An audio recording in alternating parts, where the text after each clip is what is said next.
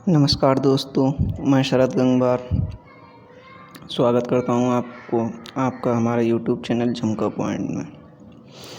दोस्तों, अभी एक न्यूज़ अच्छी खासी चल रही है कि दिल्ली में शराब घोटाले का सच क्या है। आइए जानते हैं हम दिल्ली में शराब घोटाले का सच क्या है। कारोबारियों को कैसे पहुंचाया गया भारी मुनाफा। दिल्ली में एक जो अभी घटना हुई है उसमें शराब घोटाला हो रहा है, शराब घोटाला हुआ है। तो क्या है उसका सच, आइए जानते हैं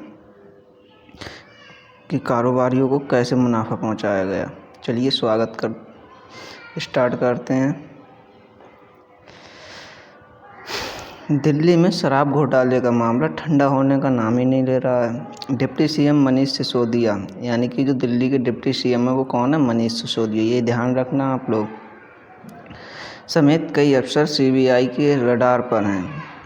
सीबीआई ने सिसोदिया के ठिकानों पर भी छापेमारी भी की है।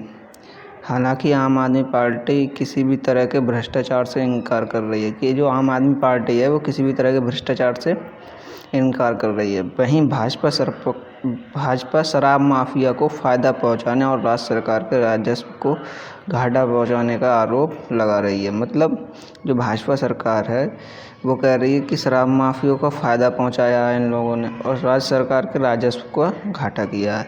लेकिन जो आम आदमी पार्टी है वो कह रही है ऐसा कोई भ्रष्टाचार नहीं है। आगे देखते हैं। नई शराब नीति क्या थी? नई शराब नीति क्या थी जिसकी वजह से ये सारा बवाल शुरू हुआ? मतलब नई जो शराब नीति थी वो क्या थी जिसकी वजह से सारा मामला शुरू हुआ? शराब घोटाला कैसे हुआ? भाजपा के आरोप क्या हैं? सीबीआई की चार्जशीट में क्या है? आरोपों पर आप सरकार का क्या जवाब है? आइए जानते हैं, इन सभी क्वेश्चनों के जवाब जानते हैं। आइए पहले जानते हैं दिल्ली की नई शराब नीति क्या थी। मतलब नई शराब नीति जो थी दिल्ली की वो क्या थी। तो 17 नवंबर 2021 को दिल्ली सरकार ने राज्य में कई नई शराब नीति लागू की। जो 17 नवंबर 2021 थी उसको दिल्ली सरकार ने नई शराब नीति लागू की थी, जिसके तहत राजधानी में 32 जोन बनाए गए थे और हर जोन में ज़्यादा से ज़्यादा 27 दुकानें खुलनी थी। मतलब जो 17 नवंबर 2021 को दिल्ली सरकार की नीति थी वो क्या थी कि उन्होंने 32 जोन बनाए पूरी दिल्ली में और हर जोन में ज़्यादा से ज़्यादा 27 दुकानें खोलने की इजाज़त दी। इस तरह से कुल मिलाकर 849 दुकानें खुलनी थी। इसके हिसाब से 849 दुकानें खुलनी थी। नई शराब नीति में दिल्ली की सभी शराब की दुकानों को प्राइवेट कर दिया गया और जो दुकानें थीं उन्हें सबको प्राइवेट कर दिया गया है दिल्ली में। चलिए आगे देखते हैं। इसके पहले दिल्ली में शराब का 60% दुकानें सरकारी थीं। मतलब इससे पहले जो था 2021 से 17 नवंबर 2021 से पहले उसमें 60% दुकानें तो सरकारी थीं और 40% प्राइवेट थीं। नई पॉलिसी लागू होने के बाद 100% प्राइवेट हो गई। भाई प्राइवेट तो ही जाएंगी। सरकार ने तर्क दिया कि इससे 3500 करोड़ रुपए का फ़ायदा होगा। सरकार ने तर्क दिया कि प्राइवेट करने से 3500 करोड़ रुपए का फ़ायदा होगा। आगे देखते हैं। सरकार ने लाइसेंस की फ़ीस भी कई गुना बढ़ा दी। GL1 लाइसेंस के लिए पहले ठेकेदारों को 25 लाख देना पड़ता था। नई शराब नीति लागू होने के बाद उसके लिए ठेकेदारों को 5 करोड़ रुपए चुकाने पड़े। इसी तरह अन्य कैटेगरी में भी लाइसेंस की फ़ीस में काफ़ी बढ़ोतरी हुई, यानी कि इन्होंने लाइसेंस में बढ़ोतरी कर दी। सब अच्छा तो घोटाले का आरोप क्यों लग रहा है? अगर अब आपके दिमाग में सवाल आता होगा कि सब चीज़ तो अच्छा है भाई, घोटाला क्यों हो रहा है फिर? तो देखिए, नई शराब नीति से जनता और सरकार दोनों को नुकसान होने का आरोप है। वहीं बड़े शराब कारोबारियों को फ़ायदा होने की बात कही जा रही है। भारतीय जनता पार्टी का यही आरोप है। 3 तरह के घोटालों की बात सामने आ रही है। इसे समझने के लिए हम थोड़ा आंकड़ों पर नज़र डालते हैं। आइए आंकड़ों पर नज़र डालते हैं। लाइसेंस फीस में भारी इजाफा करके बड़ों कारोबारियों को लाभ पहुंचाने का आरोप। मतलब जब लाइसेंस की फ़ीस भी बढ़ा दी फिर भी कारोबारियों को लाभ पहुंचा, कैसे? शराब बिक्री के लिए ठेकेदारों को लाइसेंस लेना पड़ता है। इसके लिए सरकार ने लाइसेंस शुल्क तय किया है। सरकार ने कई तरह की कैटेगरी बनाई है। इसके तहत शराब, बियर, विदेशी शराब आदि को बेचने के लिए लाइसेंस दिया जाता है। अब उदाहरण के लिए पहले जिस लाइसेंस के लिए ठेकेदार को 25 लाख रुपए का भुगतान करना पड़ता था, नई शराब नीति लागू होने के बाद उसी के लिए 5 करोड़ रुपए देने पड़े। आरोप है कि दिल्ली सरकार ने जानबूझकर बड़े शराब को फ़ायदा पहुंचाने के लिए लाइसेंस शुल्क बढ़ाया। इससे छोटे ठेकेदारों की दुकानें बंद हो गईं और बाज़ार में केवल बड़े शराब माफियों को लाइसेंस मिला। विपक्ष का आरोप ये भी है कि इसके एवज में आपके नेताओं और अफसरों को शराब माफियों ने मोटी रकम घूस के तौर पर दी। सरकार बता रही है फ़ायदे का सौदा। सरकार का तर्क है कि लाइसेंस फीस बढ़ाने से सरकार को एक मुश्त राजस्व की कमाई हुई। इससे सरकार ने जो उत्पादन शुल्क और वैट घटाया उसकी भरपाई हो गई। आगे देखते हैं फिर खुदरा बिक्री में सरकारी राजस्व में भारी कमी होने का आरोप। मतलब जो खुदरा बिक्री है उसमें सरकारी राजस्व में भारी कमी होने का आरोप क्या है?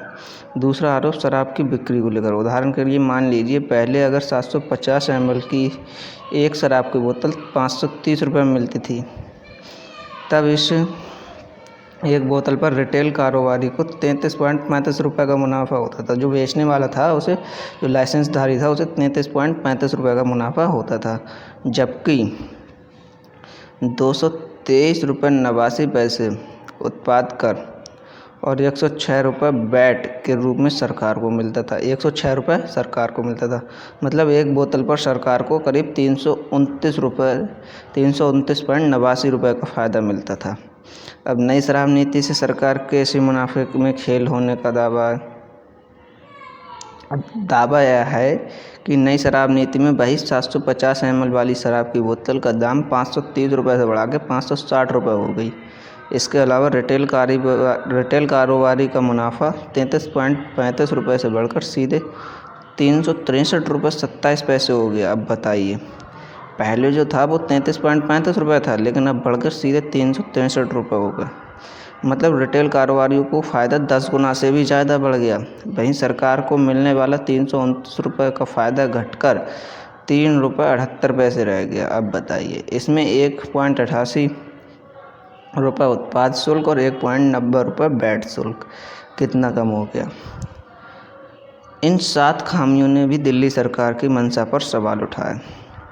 अब वो 7 खामियां कौन कौन सी हैं? जब शराब घोटाले के मामले में तूल पकड़ा तो केंद्र सरकार ने भी इसकी जांच करवाई। मुख्य सचिव ने जांच करके एक रिपोर्ट तैयार की जो दिल्ली के उपराज्यपाल को 2 महीने पहले भेजी गई थी। इस रिपोर्ट में भी 7 बिंदुओं पर सवाल उठाए गए थे। नंबर 1, मनीष सिसोदिया के निर्देश पर आबकारी विभाग ने एयरपोर्ट जोन के L1 बिडर को 30 करोड़ रुपए वापस कर दिए। बिडर एयरपोर्ट अथॉरिटीज़ से ज़रूरी NOC नहीं ले पाया था। ऐसे में उसके द्वारा जमा कराया गया सिक्योरिटी डिपॉजिट सरकारी खाते में जमा होना चाहिए था, लेकिन सरकार ने बिडर को वह पैसा लौटा दिया। दूसरा क्या है? केंद्र सरकार से मंजूरी लिए बिना आबकारी विभाग ने 8 नवंबर 2021 को एक आदेश जारी करके विदेशी शराब के रेट कैलकुलेशन का फार्मूला बदल दिया। जो विदेशी शराब थी उसका कैलकुलेशन का फार्मूला बदल दिया।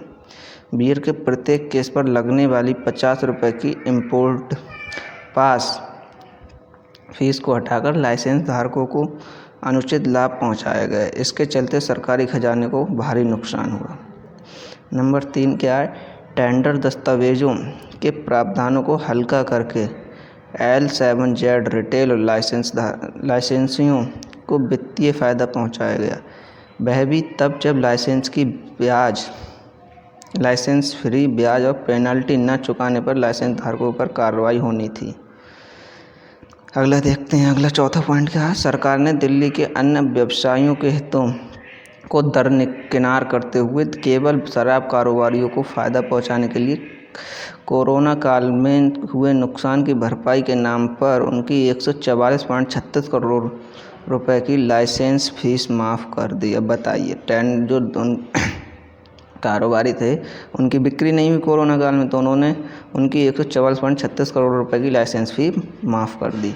जबकि टेंडर दस्तावेजों में ऐसे किसी आधार पर शराब विक्रेताओं को लाइसेंस फीस में इस तरह की छूट या मुआवजा देने का कोई प्रावधान नहीं था। अगला देखते हैं। सरकार ने बिना किसी ठोस आधार के और किसी के साथ चर्चा किए बिना नई पॉलिसी के तहत हर वार्ड में शराब की कम से कम 2 दुकानें खोलने की शर्त टेंडर में रख दी। बाद में एक्साइज विभाग ने केंद्र सरकार से मंजूरी लिए बिना नॉन कन्फर्मिंग वार्डों के बजाय कन्फर्मिंग वार्डों में लाइसेंस धारकों के अतिरिक्त दुकानें खोलने की इजाज़त दे दी। पहले तो लाइसेंस धारकों को ही इजाज़त थी, लेकिन बाद में सबको दे दी। सोशल मीडिया, बैनरों और होर्डिंग्स के जरिए शराब को बढ़ावा दे रहे लाइसेंसियों के खिलाफ कोई कार्रवाई नहीं की गई। यह दिल्ली एक्साइज नियम 2010 के नियम 26 और 27 का उल्लंघन था। लाइसेंस फीस में बढ़ोतरी किए बिना लाइसेंस धारकों को लाभ पहुंचाने के लिए उनका ऑपरेशनल कार्यकाल पहले 1 अप्रैल 2022 से बढ़ाकर 31 मई 2022 तक किया गया और फिर इसे 1 जून 2022 से बढ़ाकर 31 जुलाई 2022 तक कर दिया गया। इसके लिए केंद्र सरकार और उपराज्यपाल से भी कोई मंजूरी नहीं ली गई। बाद में आनन फानन में 14 जुलाई को कैबिनेट की बैठक बुलाकर ऐसे कई गैरकानूनी फैसलों को कानूनी जामा पहनाने का काम किया गया। शराब की बिक्री में बढ़ोतरी होने के बावजूद रेवेन्यू में बढ़ोतरी होने के बजाय 37.51% कम रेवेन्यू मिला। अब बताइए कैसा ये शराब घोटाला। तो आपको कैसे लगी यह वीडियो कमेंट करके बताना और इस वीडियो को लाइक, शेयर एंड सब्सक्राइब करना। Thanks for watching.